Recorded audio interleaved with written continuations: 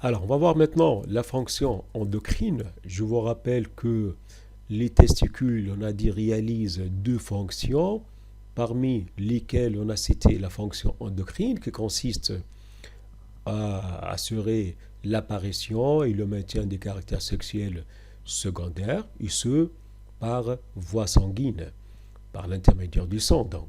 Alors, c'est pourquoi ça s'appelle une fonction endocrine. Par contre, dans la fonction exocrine, les spermatozoïdes qui sont produits suite à la spermatogenèse au niveau des tubes séminifères sont évacués dans la lumière, passent par la suite dans les voies génitales, donc commençant par l'épididyme, puis les canaux différents, et puis l'urètre. Et donc, les spermatozoïdes ne passent pas dans le sang, c'est pourquoi ça s'appelle d'ailleurs une fonction exocrine. Alors, maintenant, on va chercher ensemble les structures responsables de la fonction endocrine. Alors, pour cela, on a affaire à une comparaison entre deux coupes. La première à gauche est celle d'un testicule normal, celui ou celle plutôt à droite, et appartient donc à un individu atteint de ce qu'on appelle cryptorchidie. Alors, qu'est-ce que la cryptorchidie? Alors, normalement, dès la vie fœtale, chez l'homme, il doit avoir une descente des testicules de la cavité abdominale vers le scrotum. Or, il arrive parfois que cette descente n'a pas lieu, comme vous pouvez le voir donc sur cette photo. Alors, on parle donc d'un individu cryptorchide. Alors, chez cet individu, donc, les caractères sexuels sont normaux.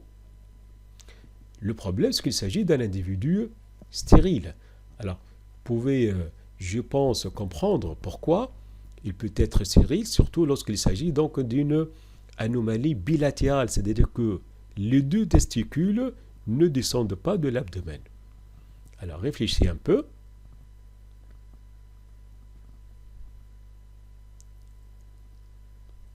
Alors, je dois vous aider un peu. Alors, on a dit que les testicules doivent se trouver où? Au niveau du scrotum, donc à l'extérieur de l'abdomen.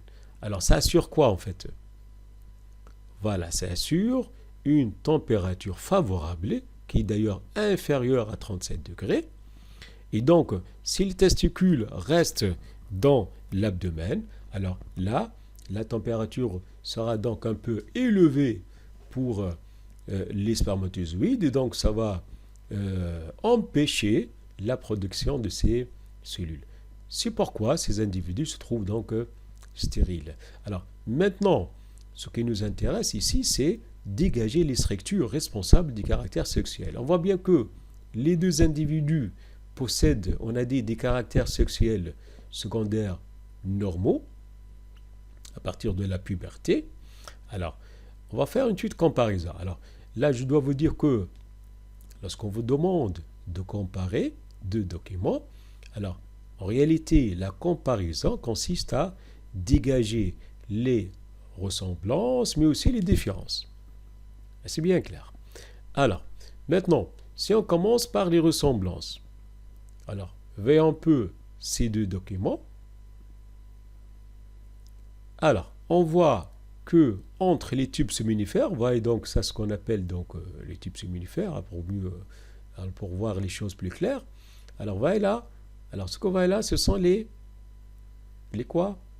Les cellules de Leydig. Voilà. Alors, ces cellules de Leydig, on les trouve chez les deux individus en même temps. Et donc, ça, c'est une ressemblance.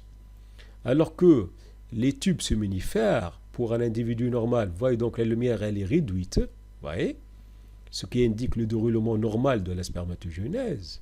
Par contre, chez un individu atteint de cryptorchidie, vous voyez donc, il a une seule lignée de cellules germinales, il devrait être des spermatogonies d'ailleurs, et puis une lumière large, ce qui indique bien l'absence de spermatogenèse et donc de spermatozoïdes par la suite. Et c'est pourquoi d'ailleurs l'individu il est stérile. Et donc, les deux individus possèdent des cellules de Leydig, hein, donc si vous avez bien compris ça, et possèdent et présentent plutôt des caractères sexuels normaux. Donc ceci montre quoi? Quelle est l'origine de ces caractères sexuels? C'est certainement les cellules de Leydig. D'accord? Alors, maintenant, donc, on a compris que ce sont ces cellules qui sont responsables de l'apparition et le maintien des caractères sexuels. Mais là, on se demande une question très importante. Comment ces cellules qui se trouvent à l'intérieur des testicules, exactement au niveau des hémisphères, arrivent à agir sur des organes qui se trouvent à distance dans le corps? Je parle là du muscle, je parle de la voix, donc tous les organes qui vont subir des modifications à partir de la puberté. C'est ce qu'on appelle d'ailleurs des caractères sexuels secondaires.